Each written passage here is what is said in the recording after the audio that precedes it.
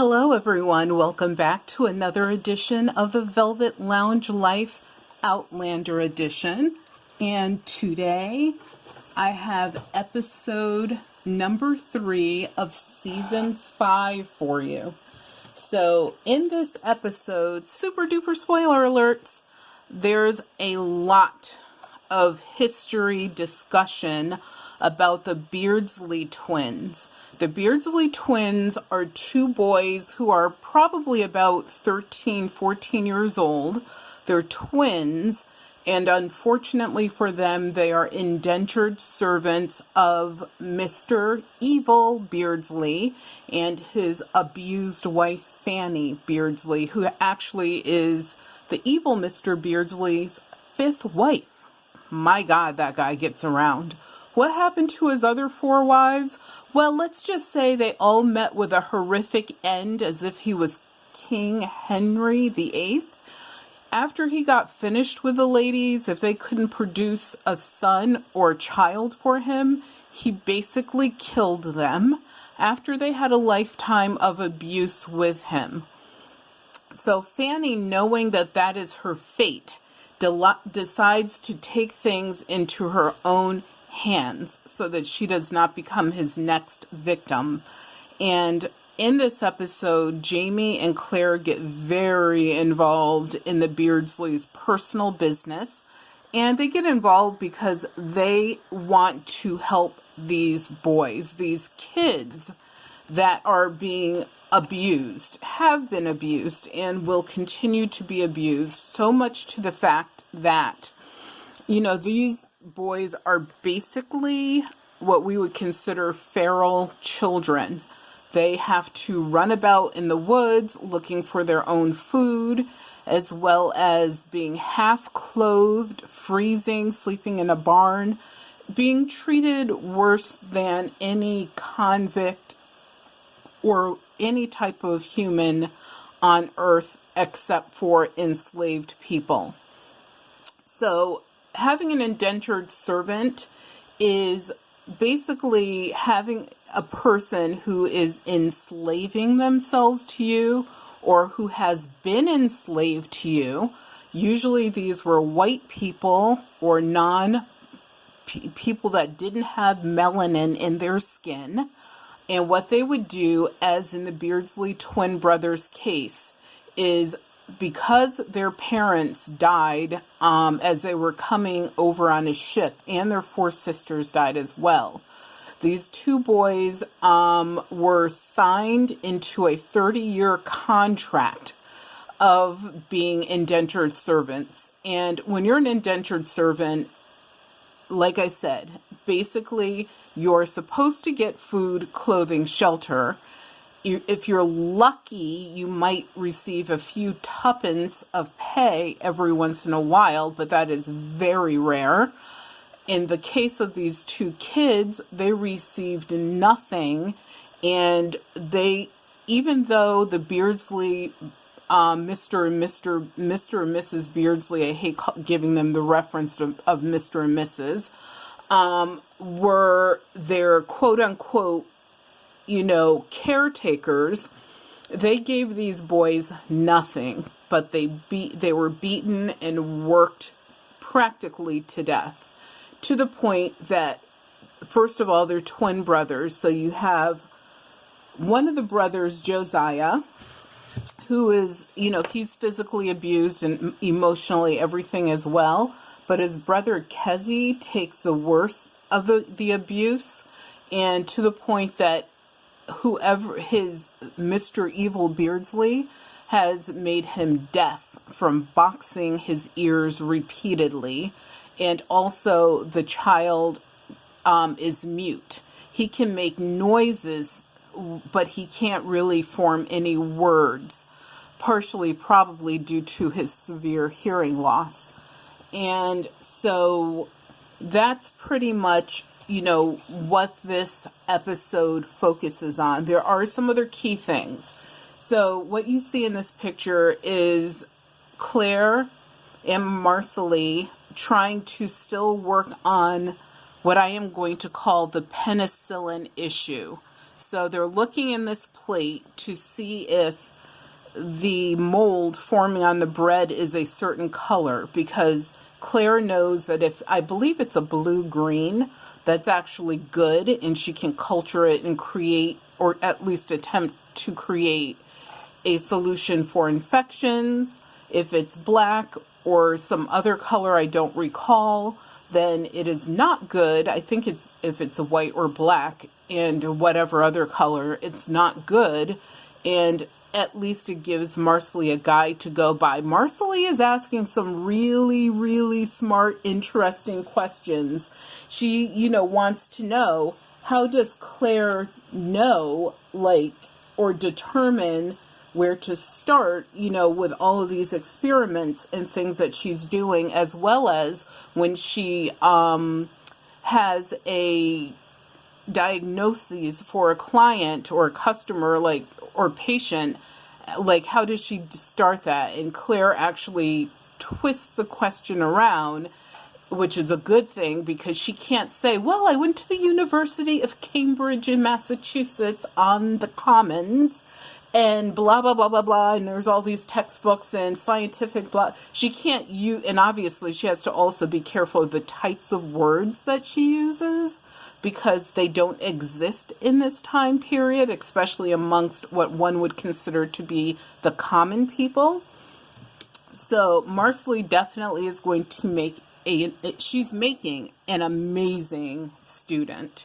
So Jamie arrives back from the ridge after leaving, I believe it's Hillsborough, where the upheaval was kept and poor Ethan was murdered by Lieutenant Knox, and that whole deal with the prison escape and such. And as he returns, he's sort of reflecting on things. Of course, he knows what's coming up.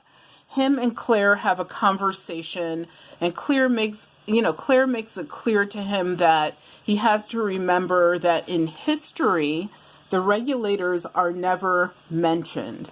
So her feeling is that, they don't need to worry about what's coming up with the regulators. It should never take place. He also has received that same pacifier, if you will, from Bree, because he will talk to everyone to try to see, because he's a strategist, which is a good thing amongst his other assets, as one would say. And so him and Claire, they kind of feel like things are going to be okay, but of course, they've tried to change the past, the future, the current state of mind, and things have gone awry. So, one of the things that he does do, though, is which I didn't put a picture of, is he has Fergus write a note, which will be on broadsheets, which are sort of like posters that would hang, letting people know on the ridge, in the nearby towns, that he's raising a militia at the bequest of the British, and this is what they need to do, and where they need to meet to come together, and Fergus is in charge of that. And of course, there is a time when all of them come together. They prepare to leave the ridge. Bree is going to stay behind. This is her and Roger sort of, parting ways, giving loving adieu. Hopefully, they should definitely see each other again, and hopefully everything will be safe. So there's a meeting of the minds, as usual, amongst these two. And this time, Jamie, as soon as they get to their campsite, he wants to get off his chest the fact that Stephen Bonnet is still alive. Claire says something to the effect of, thank God Bree does not know that. Claire is incredibly worried. And also, remember, Jamie, Claire, no one knows at all, not even Roger, that Bree does know that Stephen Bonnet is alive. But what she doesn't know, and Jamie tells Claire, is that he's in Wilmington, Delaware. So he's relatively close to where they are.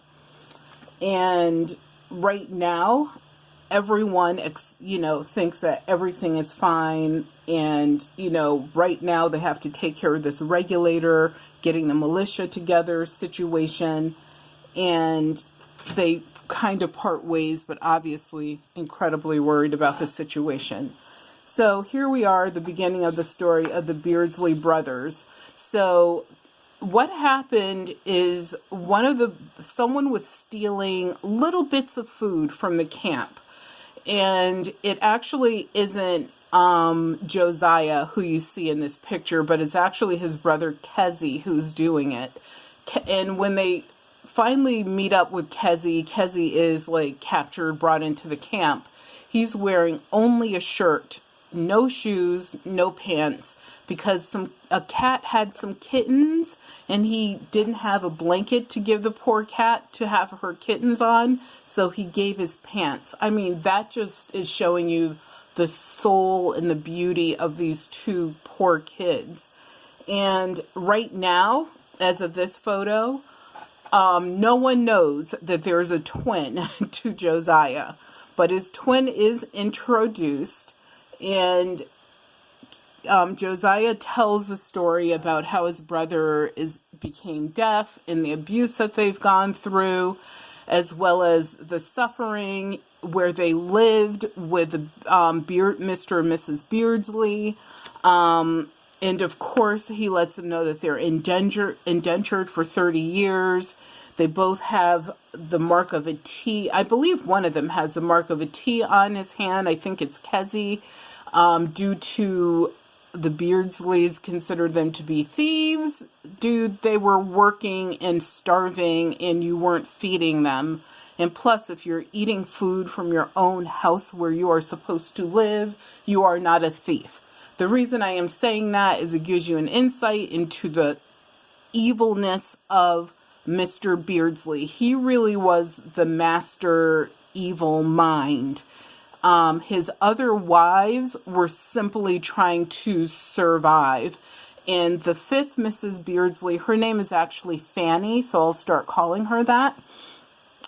Fanny has this conversation with Claire and Jamie to giving them insight on their lives, conferring, aka solidifying that everything that the Josiah and his brother went through were absolutely true, and she hated it, but she was also being beaten, etc. One of the interesting things I thought about the television show versus the book is in the book, Mr. Beardsley the Evil is described as this gigantic fat slob of a man who's seething with sores and maggots, and he had a stroke and he's just laying on the floor, literally rotting to death slowly. And his wife seems like someone who is not as rotund, but she's almost seems like a slip of a suffering woman. But on television, she's actually robust, rotund, and he's this little slip of a man who's rotting to death. And so when you look at that, especially as an image on television, you kind of sit there and saying, like, couldn't the three of them have gotten together and pounded this guy into the earth, buried him in the forest, let him turn into poisonous mushrooms, and went back to the trading post because he's a trader, and like a trader, they trade goods. And no one would be the wiser. He got eaten by bears. No one would know he fell into, a river and drowned. No one would ever have been the wiser. So I thought that was weird to do that kind of flip on television, because I just thought the imagery doesn't match the abuse that these folks would have gone through, especially the lady, because she took down Jamie a couple times. Jamie had to wrestle her, fight her so that she wouldn't strangle the evil Mr. Beardsley to death with a rope. And they literally fought. So it didn't make sense to me at all, that part. So I'm going to say writers, bad writers, naughty. That made no sense. It did not match what the physical actions were. So Kezi, once again, that's Kezi right there. So they get some clothing for him, and they're discussing what they went through, and that Mrs. Beardsley, of course, is still back there at the trading post with Mr. Beardsley. The boys do not know that he's had a stroke and he's rotting to death and has been for like a month, because they were able to escape like a month ago. And so Jamie and Claire make arrangements to go to the trading post, which they do. And when they get there, they meet with Mrs. Beardsley, who is this creepy lady looking out the window. But when you get to know her, you know that she's totally an abused, ripped down, torn down woman. But like I said, her physical prowess doesn't match with what we saw on television versus what's in the book. She has a baby. Due to one of the fights that she had with Jamie, she got thrown across the wall. Her water broke. She was in labor. She delivered a child that is of mixed race, and she is happy, happy, happy. Mr. Beardsley is laying on a table, still dying, rotting to death, suffering in pain, and she yells out, "Thank God it's not yours, it's not yours." And he's making all these weird gurgling noises. And, she finishes her story about abuse, and she tells Jamie and Claire that she does not want to stay at this place. It just has evil memories. His four other wives are buried right out behind the house somewhere in the edge of the woods. And she was destined to be one of them, and she just wants to get away. So they agree that obviously she should come with them, or make her mind what she wants to do, and they will handle things as best they could. And when they woke up in the morning, she was gone, but she had abandoned the child. She left a deed to the house and the boys' indentured papers so that they can get out of that 30 years of enslavement. So Jamie and Claire end up taking the boys and the baby in. Mr. Beardsley decides he doesn't want to live. He's just rotting, dying anyway, and Claire really can't do anything to save him. So he wants Jamie to basically euthanize him, and Jamie does with a bullet shot. And then what happens is there's solitude. This lady is gone. Everyone ends up going back to the camp. Claire does have a conversation with Jamie because of everything she saw. It keeps solidifying to her, especially after her Beardsley situation, that Bree, Roger, and Jem should go back to the future. It's just too dangerous. But Jamie doesn't agree. He thinks the family should stay together. And that's pretty much where it ends. So thank you guys for tuning in. Please remember to give us a thumbs up and to subscribe to the Velvet Lounge Life. We love having you here. And also leave a comment down below. Actually, I'll Cadillac it for you on the side. Cadillac. And thank you once again. Remember that your health is your wealth, and without your health, you have absolutely nothing. I do have an amazing spoiler coming up as to who all of the time travelers are. So if you want to know who they are, watch the very next video that will be coming out in a couple of days. Thank you.